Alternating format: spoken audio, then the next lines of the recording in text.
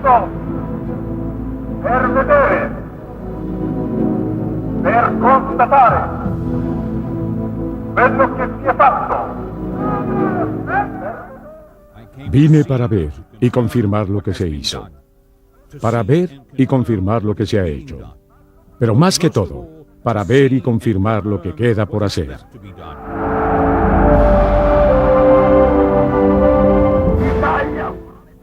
Italia, proletaria y fascista. La Italia de Vittorio Benito y de la Revolución. Levántate. Descubriendo la historia. Fascismo. Capítulo 4. Versalles. Un tratado sin equidad. Imposible para Italia y para nuestra defensa. Un tratado que le da las migajas del mundo a Francia e Inglaterra. Un tratado contra la existencia de Alemania y el bienestar de Italia. En una Europa que Inglaterra desmembró por razones de política internacional, a Italia se le niega el estatus de potencia del Mediterráneo. Italia está encadenada en su propio mar como en una prisión, y solo los británicos tienen la llave. Córcega y Túnez siguen amenazando nuestra soberanía. De Toulouse a Túnez, los franceses tienen una barrera que mantiene a Italia fuera del oeste del Mediterráneo. Los barcos que vienen a Italia deben pasar por el Canal de Suez o por el Estrecho de Gibraltar. ¿Acaso Inglaterra y Francia tienen derecho a decidir quién comerciará con Italia o cuál será la forma de vida de los italianos? Como pretexto para la guerra, fue un argumento que tuvo cierto éxito. Las cortas distancias en el Mediterráneo significaban que la amenaza militar nunca estaba lejos y los ingleses y los franceses podían cerrar las vías de navegación internacional si así lo estimaban conveniente. Aunque alguien no estuviera de acuerdo con las intenciones de Mussolini, el hecho de que Italia estuviera bloqueada para recibir productos por mar de cualquier lugar del mundo no tenía discusión. Esta es la justificación de la participación de Italia en la guerra. Esta situación tan injusta ya no puede ser tolerada. Italia había crecido mucho. Su población había aumentado enormemente. Debemos ser reconocidos como una nueva potencia. Francia e Inglaterra son estados ricos, pero sus cifras son regresivas. Italia no se unió a los nazis desde el principio en el campo de batalla. Hitler quería ganarse el crédito de haber comenzado la Segunda Guerra Mundial él solo. Antes de la invasión a Polonia, la Luftwaffe tomó fotografías de extensas áreas de las líneas de defensa polacas y también de sus recursos militares. Mientras Hitler se había concentrado en la creación de un gran ejército, Mussolini había creado una marina muy moderna. En particular, creó una flota de botes patrulla rápidos que servían para vigilancia, para el transporte de productos o para llevar soldados a donde se necesitaran. Su fuerza aérea, aunque no era grande, era más adecuada para defensa, y el moderno armamento del ejército era superado solo por la maquinaria de guerra alemana. Cuando Hitler comenzó la guerra, Italia se preparó para intervenir. El rey de Italia siempre inspeccionaba a las tropas. Después de entrar Alemania a Polonia, Francia e Inglaterra le declararon la guerra. El avance alemán fue rápido. Hitler y Göring dirigieron la batalla desde el furgón personal del Führer. Haciendo frente al bombardeo de los aviones alemanes y a un ejército moderno y mecanizado, el sacrificio de la caballería polaca fue más trágica que heroica. Alemania y la Unión Soviética dividen un país violando el pacto de no agresión que ambos habían firmado. Sin oposición, los bombarderos alemanes invaden el cielo polaco. La miseria llega pronto. Los nazis están igual de interesados en el efecto psicológico de su nuevo Siegfried o guerra relámpago como lo están en el resultado mismo de la batalla. El resultado es devastador para los polacos. A medida que largas líneas de tropas invaden Polonia, la poca resistencia que quedaba desaparece, pues la gente huye para salvarse. Detrás de los Alpes, Francia refuerza y recarga su defensa en la línea fronteriza. Y se creó para contrarrestar una invasión alemana. Se le consideraba una defensa impenetrable. Esta consistía de unos refugios excavados a gran profundidad, conectados por un complejo de túneles subterráneos. Las armas apuntaban contra Alemania y no podían ser redirigidas. A 1 kilómetro de las armas había líneas de defensa. Eran barreras de concreto o de acero que impedían el paso de vehículos con equipo. Hubo una extraña calma después de la invasión a Polonia. Y la guerra en broma, como lo llamaron los franceses, pareció parar. La inteligencia francesa reporta la congregación de tropas alemanas en la frontera, pero nada pasa. Ni un tiro se dispara en la frontera de Francia y Alemania. Los políticos franceses creen que la amenaza de una invasión nazi puede resolverse negociando. Marzo 18 de 1940. Mussolini y Hitler se reúnen en el paso de Brenner. El duque le pide al Führer posponer su ataque a Francia para darle más tiempo de preparar sus operaciones militares. Mussolini no quiere apresurar la posible victoria y teme que si Hitler se mueve demasiado rápido, él puede perder su oportunidad. La experiencia europea hace surgir la incógnita de qué sucederá después. Y aunque no hubo conversaciones oficiales de la guerra alemana con Francia, los italianos sabían que venía y no les hacía felices una guerra contra los franceses. Como la reunión de Hitler y Mussolini fue cultural, provocó cierto desencanto. Por todos los discursos que Mussolini había dado sobre los hermanos y las armas fascistas, el líder italiano se halló en la delicada posición de convertirse en una barrera peligrosa.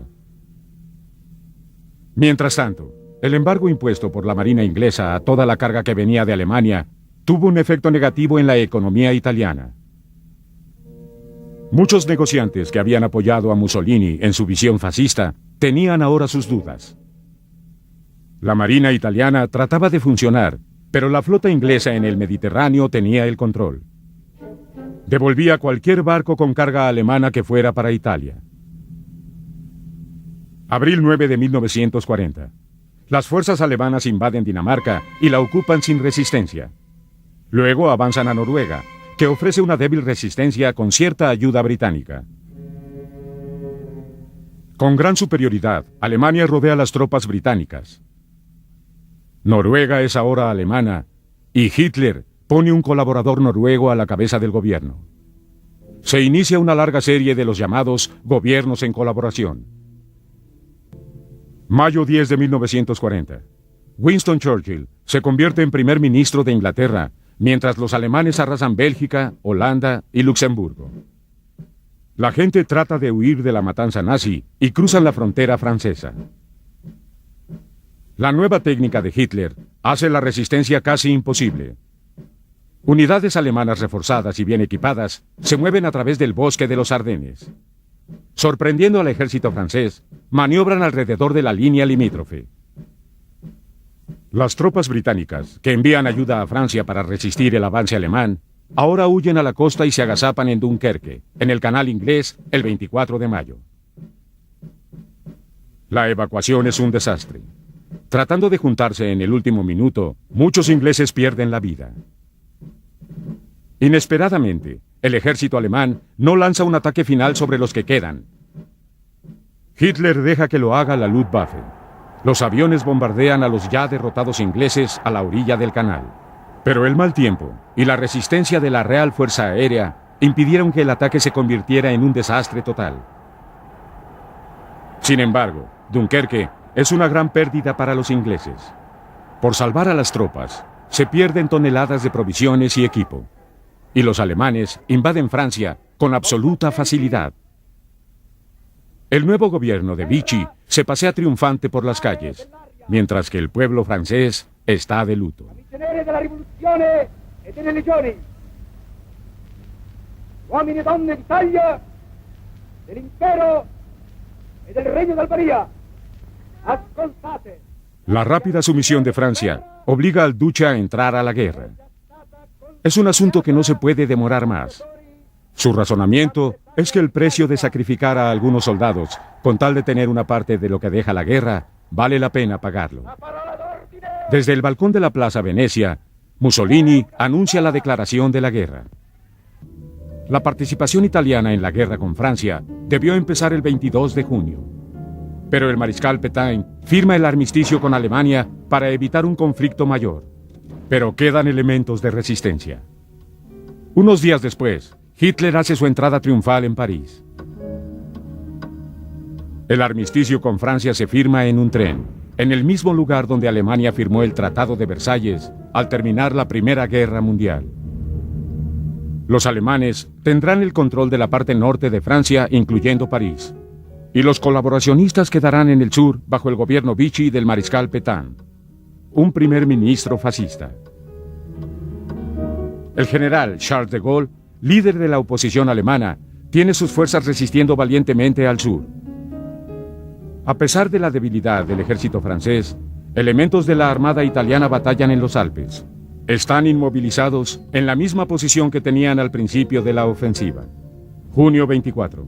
El mariscal Baudolio se convierte en comandante en jefe de la armada y el general Oettinger firma el armisticio. Como recompensa, Italia obtiene una insignificante porción de tierra que le costó a Mussolini 631 muertos y más de 3.000 heridos. 626 desaparecidos en acción y más de 2.600 soldados se congelaron por no tener el equipo adecuado para las montañas. Aunque España estaba dispuesta a cooperar para que los alemanes entraran hasta Gibraltar, los alemanes no se aprovecharon de la victoria. Franco quería enviar tropas españolas al norte de África para ayudar a los alemanes a tomar el canal de Suez y asistirlos en su plan de campaña. Pero por el momento, Hitler quería limitar las operaciones militares a territorio europeo. Su estrategia era similar a la adoptada en la Primera Guerra Mundial. Y la opinión de muchos era que Hitler subestimó la importancia del Mediterráneo. Ahora, como indiscutible dueño de Francia, Hitler disfrutaba la victoria. Verano de 1940. Cuando los ingleses rechazan la oferta de rendición que hicieron los alemanes, Hitler diseña planes para la invasión de la isla. La operación León Marino tiene 3 fases. Utilizar la Luftwaffe para tener la supremacía aérea sobre Inglaterra, debilitar sus defensas costeras y luego la entrada de las tropas. En agosto, comienza la batalla en Inglaterra. Inicia por el aire, enfrentando los débiles aviones de la Real Fuerza Aérea contra la supremacía de la Luftwaffe. Los bombarderos alemanes empiezan sus operaciones de día sobre las principales ciudades. Primero Londres. Coventry es devastado. Pero los aviones lanzallamas le hacen tal daño a la Fuerza Aérea alemana que la campaña aérea se traslada a operaciones nocturnas. Se pierden muchos aviones alemanes y la operación León Marino tiene que ser cancelada. Es la primera vez desde el inicio de la guerra que alguien detiene a Hitler. Churchill les dice a sus compatriotas que la guerra será sangre, sudor y lágrimas. Italia abre un frente de batalla en la frontera egipcia de Libia. Una fuerza de 200.000 hombres italianos se enfrentan a 36.000 soldados británicos. Mussolini está seguro de que una avasalladora victoria convencerá a Churchill a negociar por la paz, haciendo evidente una vez más su papel de mediador. Con tal superioridad, el duque cree que la victoria es segura. Fines de junio. Italo Balbo, el gobernador de Libia, muere por accidente. Su sucesor, el mariscal Graziani, comanda la ofensiva italiana en Egipto, avanzando las tropas 100 kilómetros dentro de la frontera egipcia y toma la ciudad de Sid el Barrani.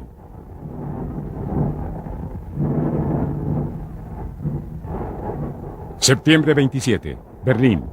Italia, Alemania y Japón firman una alianza, la primera en abogar por la creación de un nuevo orden fascista en Europa, y los japoneses adoptan un plan imperial para Asia. Octubre 23. Una reunión entre Hitler y Franco deja a Hitler decepcionado. El dictador español ha cambiado de idea sobre su participación en el conflicto, pues piensa que el resultado es muy incierto. 5 días después, Hitler se reúne con Mussolini, que anuncia haber ordenado la invasión a Grecia. El tren de Hitler es un centro de operación móvil perfectamente equipado. Desde ahí dicta órdenes y recibe información. El ataque italiano a Grecia fue una respuesta clara a la expansión alemana en los Balcanes. Mussolini pensaba que era una región muy adecuada para que Italia la tomara más tarde. Teniendo la posibilidad de una exitosa campaña aérea, La ejecución de operaciones italianas por tierra fue inadecuada. Con tropas y provisiones insuficientes y una invasión prevista a largo plazo, las fuerzas de Mussolini no pudieron combatir el invierno a pesar de sus pretensiones. Camino a una reunión con Mussolini, Hitler pasa frente a kilómetros de gente esperando ver al Führer. La máquina de propaganda alemana ya tiene una excusa para la invasión italiana de Grecia. Los propagandistas italianos dijeron esto: lo absurdo de la pretendida neutralidad griega, cuando una alianza entre Grecia e Inglaterra es un hecho, necesitaba la intervención italiana. Es una guerra dura, con un enemigo, que son los británicos, ocultos en las cavernas de las montañas y agazapados en los picos de las montañas. Pero un día se dirá la verdad. Será escrito en la conciencia de la gente que el heroísmo de los valerosos combatientes italianos contra un bien equipado enemigo y un clima despiadado es la prueba de su derecho a gobernar. Grecia y Libia eran los dos frentes que Mussolini había ambicionado para conseguir cierta autonomía y credibilidad ante su aliado alemán. Ahora el duce se encontraba en la vergonzosa posición de tener que pedir ayuda a Hitler. Ya habiendo planeado la invasión a Noráfrica, el Führer envía sus tropas, lideradas por el general Erwin Rommel. Esta fue una gran humillación para Mussolini y puso a Italia en la penosa posición de un estado dependiente. Al este de África, las tropas italianas siguen batallando.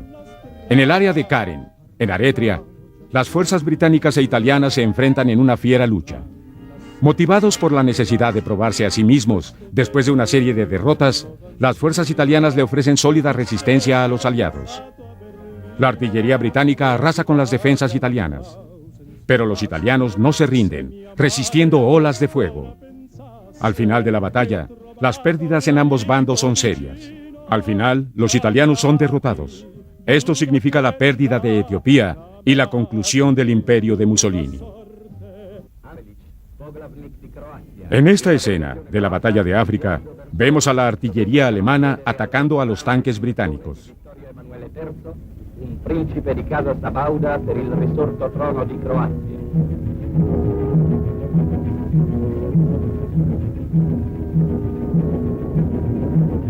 L'arrivo alla stazione Ostiense. Il cordiale incontro col duce e col ministro Ciano.